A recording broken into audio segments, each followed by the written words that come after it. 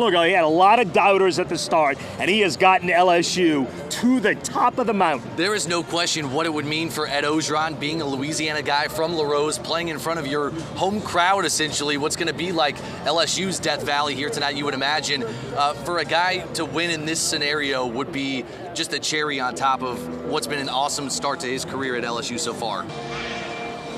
And look, Joe Burrow made a leap from here to here this year. You could say Clyde Edwards-Helaire made a leap just as big. Just as much as anybody. And look, when Auburn played that 3-1-7 defense and they started to pound the rock, and even that game against Alabama, he scored 4 touchdowns. Those 2 games, if Edwards-Helaire doesn't have the game that he does, I don't know if they're sitting in this moment right now. Maybe, but he's been such an unbelievable weapon for them. Yes, Clemson's wideouts against those 2 elite corners, I think is going to be so much fun to watch. And we asked Clemson's T. Higgins, who's their #1 wide receiver, the other day at Media Day, do you look forward to going against somebody like Christian Fulton, who's also in mock drafts around the same first-round projection that Higgins is as well? And look, Stingley's in a couple of years going to be probably a top 10 pick. Yeah, no doubt. Yeah, that's going to be an interesting chess match in this game, watching those guys go at it.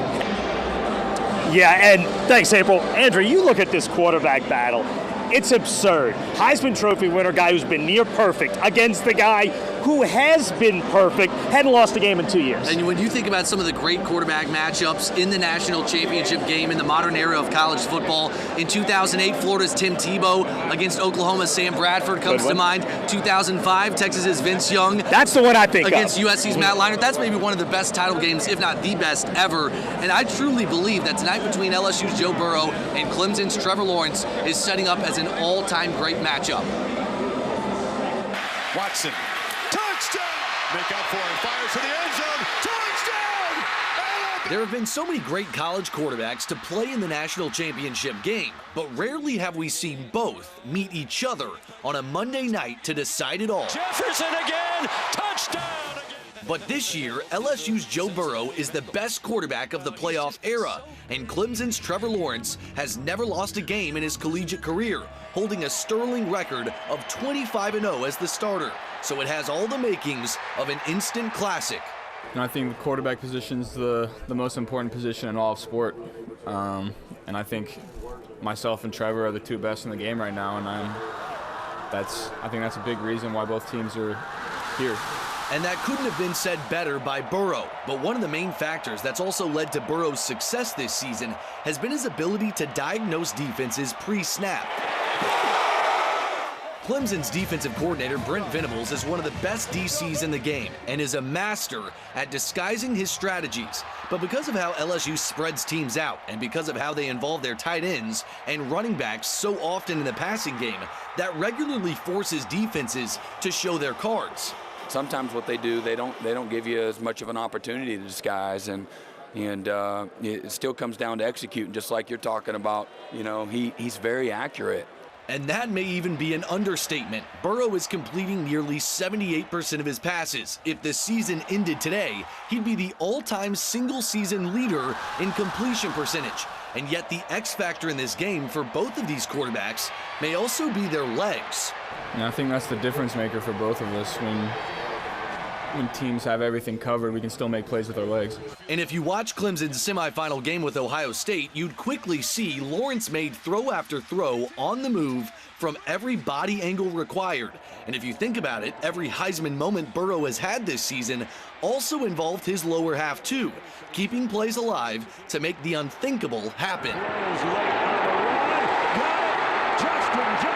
And much of that has to do with the unshakable faith both QBs have to trust their receivers with 50-50 passes that to them actually feel like throws that have much better odds. It's 80-20. I mean, it is. It's like everybody talks about 50-50 in the last game. I mean, I'm like, what made you think you could make this throw? But Justin Jefferson and Jamar Chase won't be the only star wide receivers on the field tonight. Clemson also has a projected first-round pick at wideout named T. Higgins, a tall and athletic threat who has 8 touchdowns in his last 4 games and a knack for showing up when the lights are bright. Big stage or not, it's just I go out there when my number's called, when the ball's been thrown my way, my job is to go catch the ball and just make a play with it. And you can bet there will be plenty of opportunities on both sides to make those game-changing plays this evening.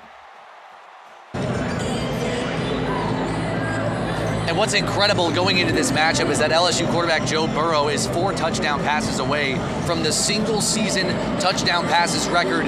He would get to 59, which is just incredible with 4 touchdown passes tonight. One of the best seasons by any quarterback in college football history. No question. I have the Tigers pregame special. Want to make some predictions. Andrew, go first. What do you think? I truly believe that in a high-scoring contest, like I think this is going to be, red zone offense is going to be extremely important. LSU has the #1 red zone offense, #1 red zone quarterback, and they're scoring 98% of the time, and 81% of those are touchdowns. Wow. Steve Ensminger even said that is the key he believes as well, and I think LSU gets it done in the red zone. They win it 41-38. 41-38.